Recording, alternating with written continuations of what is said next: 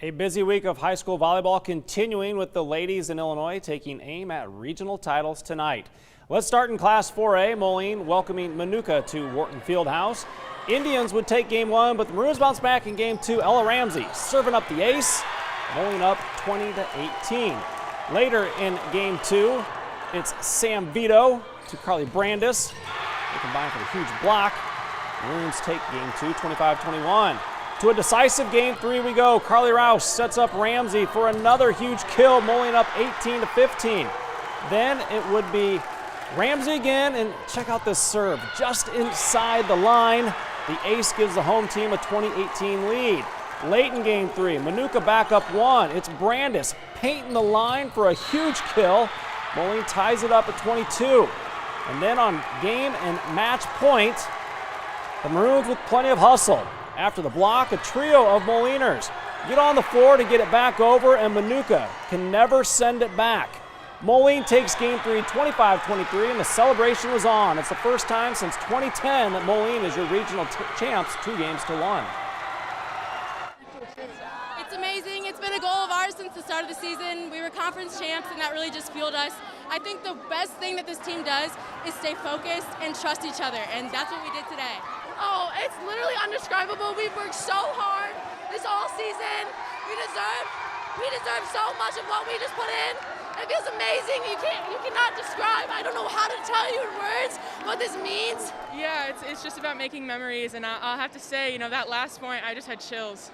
It's an exciting moment, and it's something that I'll never forget. We talked strategy last night in practice, but ultimately, we trained them as best as we can up until this point, and it came down to confidence, playing together as a team, trusting each other, playing their roles, and they played their best volleyball tonight, and it paid off. Moline will battle Normal Community in the semifinals of sectional play at Pekin Monday at 6. Class 2A Regional Championship in Sterling, the Warriors working to Grace Egan for the kill. And a 9-3 lead over Geneseo. Geneseo pushes back. Here's Lauren Johnson delivering the ace, but Sterling would add to their lead. Catherine Rousey, the rousing effort on the kill, restoring a 6-point lead in that opening set. Leafs make a run. Johnson setting Emma Frank for the point, but Sterling stays with it. There's no denying Egan on the hammer. As the Warriors are closing in, it would be Egan again bringing the thunder as Sterling would go on to win game one, 25-22. And they would just get stronger in the second game. Egan dominant again in the front row, 14-7 after this kill.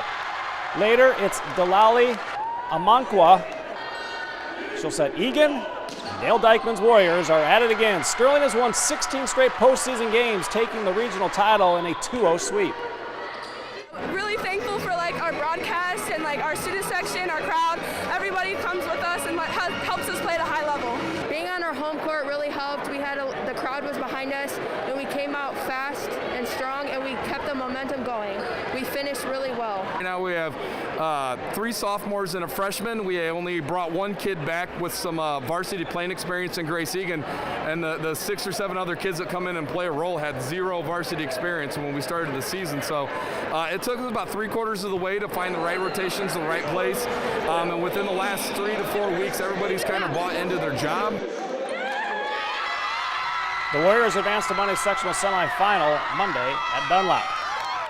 In Class 3A, Rock Island battling Dunlap at the Galesburg Regional, and after dropping the opening set, Rock Island playing better in game two. Addie Baumlin finds the right spot on the court for the point, and the Lady Rocks lead 6-3. Rocky would then catch Dunlap sleeping. Mari Churchill is over on 2 for the point, extending the lead to 5. Lady Rocks would make that lead grow. Grace Gustafson powers this hit through the block. Rock Island in front 17-8. They close out game two as Churchill delivers a serve that would not be returned. Lady Rocks even things up at a game apiece. We go to game three. Rock Island would trail before running off 7 straight points, including this Kayla Rice hammer just inside the back line, 10-6. Nothing holding Rocky back. The back set to Gustafson, again into the block, 18-11. Rock Island on game point. Churchill feeds it to Baumlin, who had a big game. She puts away the winner. Rock Island wins 2-1, claiming the regional championship for the first time since 2013. The girls have worked so hard. I've been playing varsity for all 4 years. We worked so hard, practice every single day. We've had some tough losses, amazing wins. We've worked so hard for this, and our coach Morgan pushes us so hard. It's just great.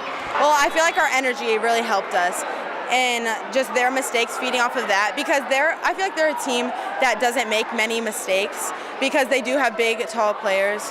And we just need to utilize them. I think it's more special as a coach than it is a player, to be honest. I'm so proud of these girls. They put in so much work, and everything was clicking tonight. Things that I haven't clicked in the past, they were tonight, and I just couldn't be more proud of them. Rock Island advances to the sectional on Monday at Dunlap and will face Washington. Class 2A, number 1 seed Sherrard hosting Macomb with the regional title up for grabs. Game 1, Bombers and Tigers with a nice back and forth rally. It would eventually end with Sherrard going to McKenna Blackwell for the kill. Tigers are down 9-4. Tigers still fighting back in this one. It's Casey Swanson serving up the ace. Sherrard will eventually drop the opening set. So we go to game 2. Tigers find themselves down once again. Blackwell showing her power, slamming home another point, cutting it to 12-4. But the Bombers would prove to be too much as they go on to sweep Sherrard 2-0. Elsewhere in 2A, Rock Falls and Riverdale both win regional titles. Also in 2A, Princeton is moving on. And in 1A, Galena grabs a regional title as well. Well, the wait is nearly over for the Blackhawk women's basketball team. The Lady Braves hit the hardwood next week for the first time in nearly 2 years. Blackhawks sat idle last season due to the COVID-19 pandemic. Head coach Logan Fry is set to finally begin his second season at the helm for the Lady Braves. Blackhawk boasts a roster full of new faces with just one player back with college basketball experience. These ladies are ready to get back to work, back to the game of love. It means a lot to us. It's very exciting. Ever since the day one, there's been a tremendous amount of energy, a tremendous amount of leadership. We had an alternate season last year, had a little bit of success, so I think that little bit of success last year translating into this year, kind of with a lot, kind of a chip on our shoulder with a chance to go out and compete and kind of prove themselves this year. I'm eager to play and I'm ready to go. And I think along with my fellow other sophomores who didn't get that year and our super sophomore that's on our 3rd year, we're all ready to play together. And we had a few scrimmages last year, so that kind of gave us a feel on how good we could actually be. As long as we go out and compete and do everything that we know how to do, we'll be able to compete with them and really give them a run for their money. And like you said, we don't have anything to lose since we didn't have a season, so we can just show everyone what we actually can do.